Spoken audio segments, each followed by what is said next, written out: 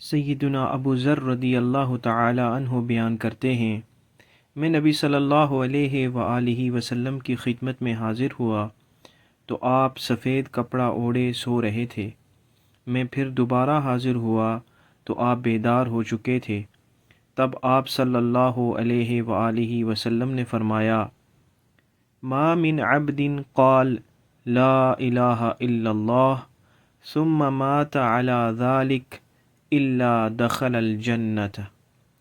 جس شخص نے یہ اقرار کیا کہ اللہ کے سوا کوئی معبود نہیں، پھر اسی پر فوت ہو گیا تو وہ جنت میں داخل ہوگا۔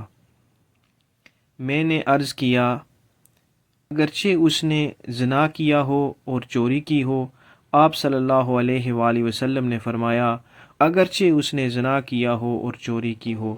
میں نے پھر عرض کیا، اگرچہ اس نے زنا کیا ہو اور چوری کی ہو؟ آپ صلی اللہ علیہ وآلہ وسلم نے فرمایا، اگرچہ اس نے زنا کیا ہو اور چوری کی ہو۔